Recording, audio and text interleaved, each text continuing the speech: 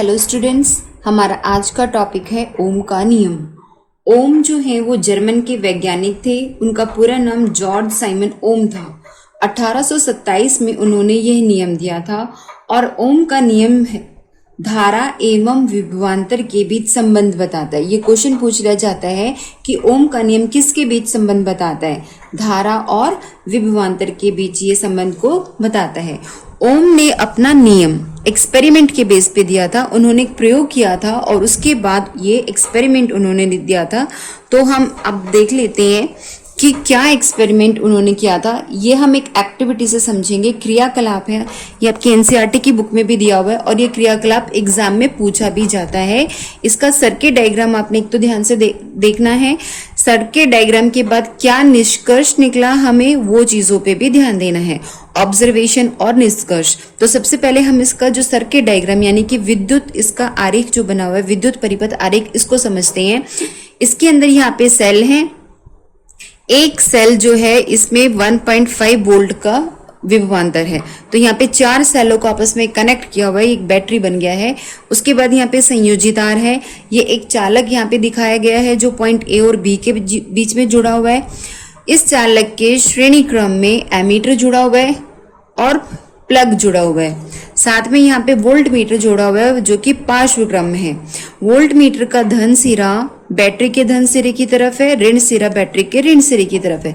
अगर हम इसको अपोजिट यहाँ पे बनाते, यहाँ पे माइनस का निशान और यहाँ पे धन सिरा, तो ये हमारा रॉन्ग हो जाता। ये एग्जाम में भी पूछा जाता है कि बताइए इनमें से कौन सा चित्र सही है, तो वो यहाँ पे ये चीज कर देते हैं, साइन चेंज कर देते हैं।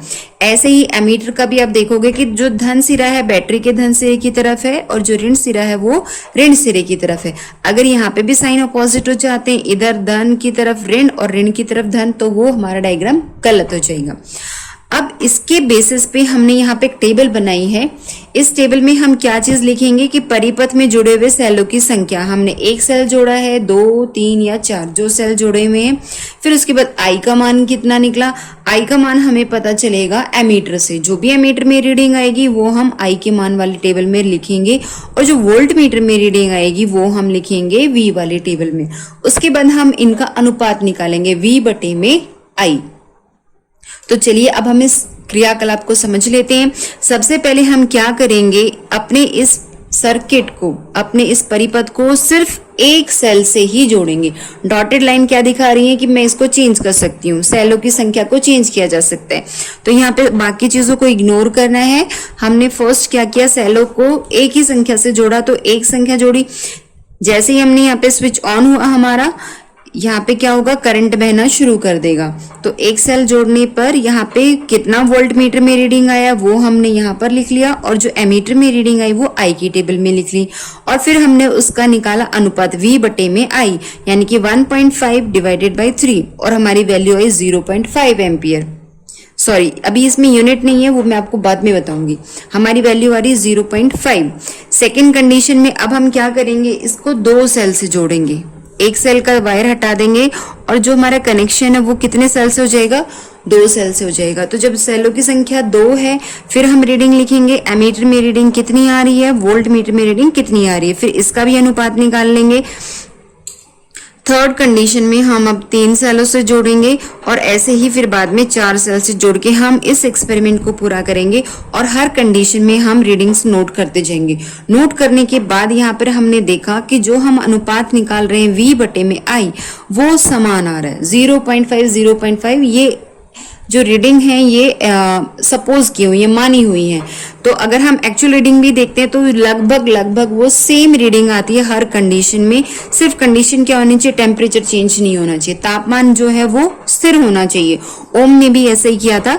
अब इस टेबल के बेसिस पे जब हम ग्राफ बनाते हैं तो हमने ग्राफ पे क्या रखा, एक तरफ हमने I का मान रख रहे हैं और एक तरफ V का मान रख रहे हैं। और जब हम ये ग्राफ प्लॉट कर रहे हैं, जैसे हमारे फर्स्ट रीडिंग थी 1.5 वोल्ट, यानी कि ये 1 है और ये 2 है, इनके बीच में यहाँ पे 1.5 वोल्ट है, यहाँ पर आ गया। और करंट कितना है, 3 एम्पियर, यानी 2 और 4 के बीच में यहाँ पर। तो इन दोनों को हमने मिलाया, यहाँ पे डॉट बन गई। ऐसे ही हम हर रीडिंग को जो है इस ग्राफ के ऊपर प्लॉट कर लेंगे। और उसके बाद हमने जब इन डॉट्स को जोड़ा तो हमने देखा एक सरल रेखा ग्राफ हमें प्राप्त हुआ है। और ये जो सरल रेखा ग्राफ था ये कहाँ से निकल रहा है, मूल से। यानी कि ये जो 0 है यहाँ से निकल रहा है और कहीं से नहीं निकल रहा। सरल रेखा बेटे ऐसे भी हो सकती है, यहाँ से निकल के जाए या यहाँ से निकल के जाए, लेकिन वो मूल बिंदु से नहीं निकल रहे।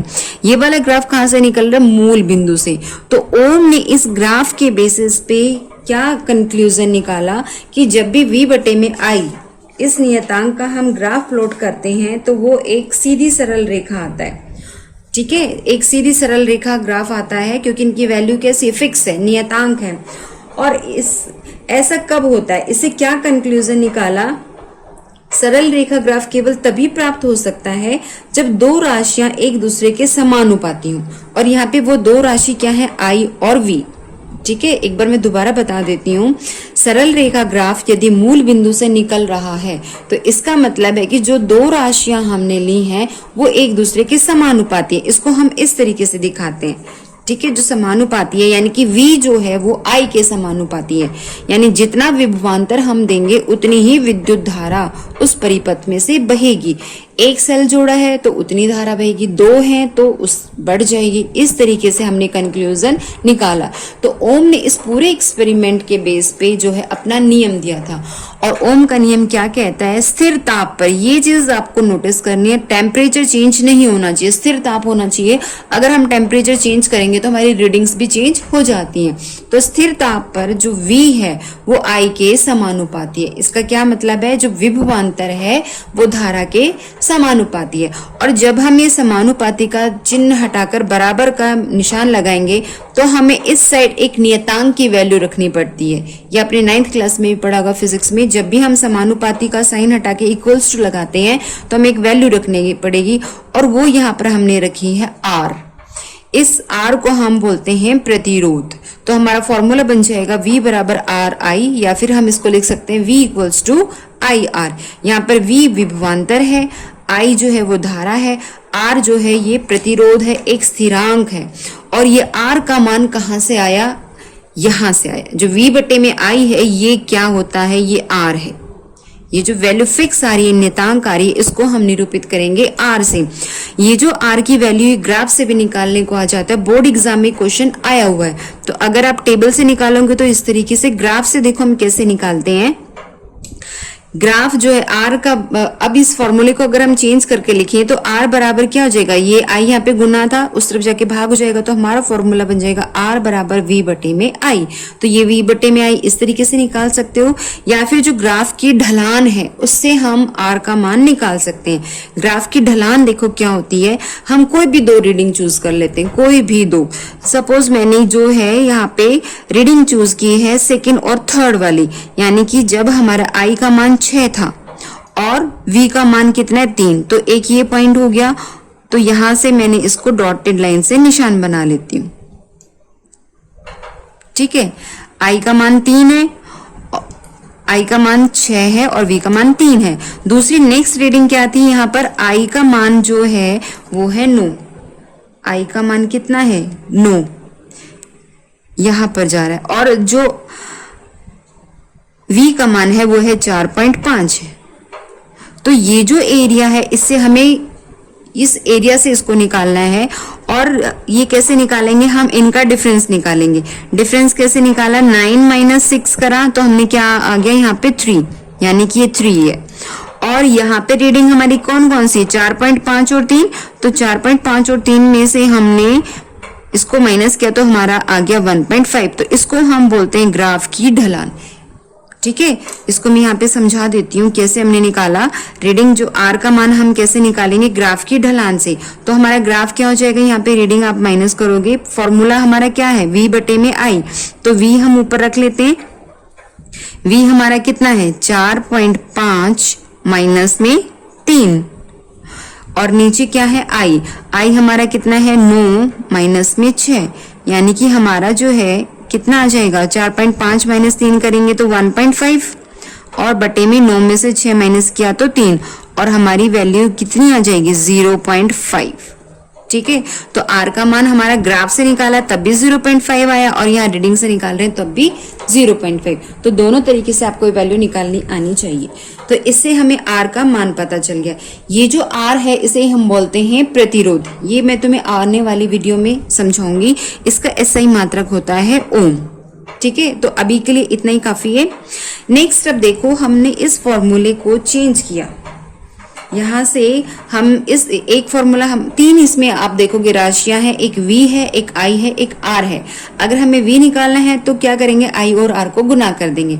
अगर हमें r निकालना है तो ये तरफ जाके भाग हो जाएगा, b बटे में क्या हो जाएगा, i।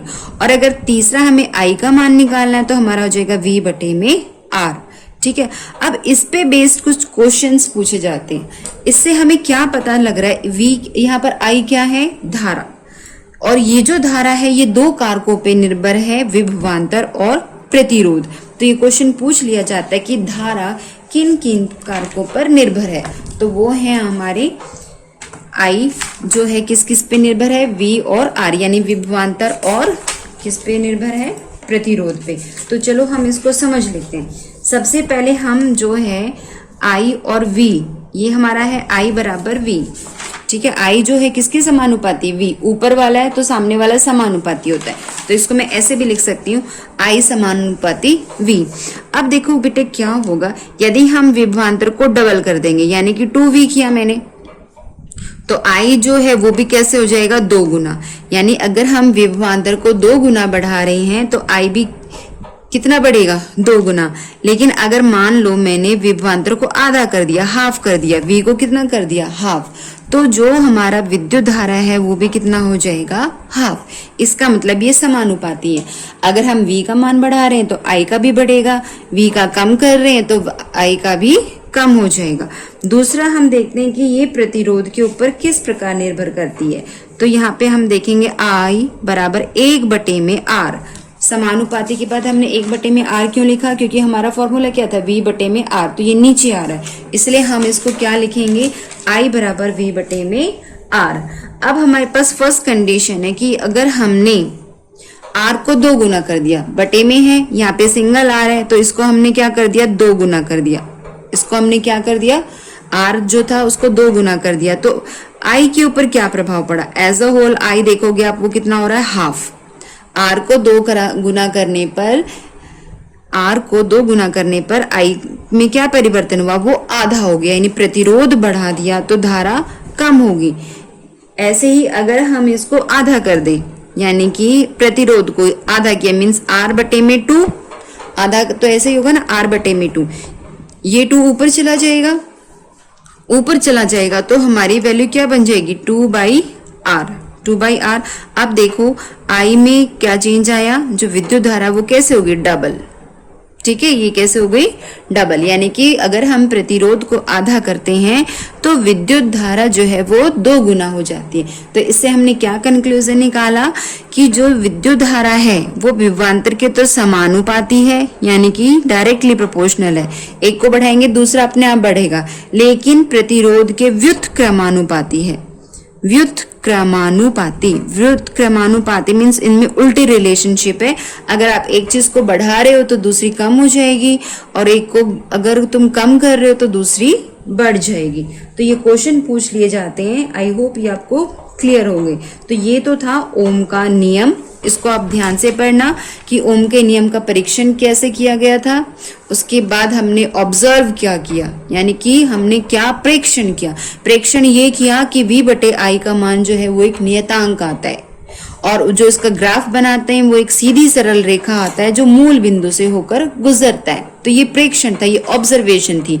और तीसरा फिर निष्कर्ष क्या निकाला, निष्कर्ष ये निकला कि जो V है वो I के समानुपाती है। तो ये ओम का नियम था। आई होप ये आपको क्लियर हो गया होगा।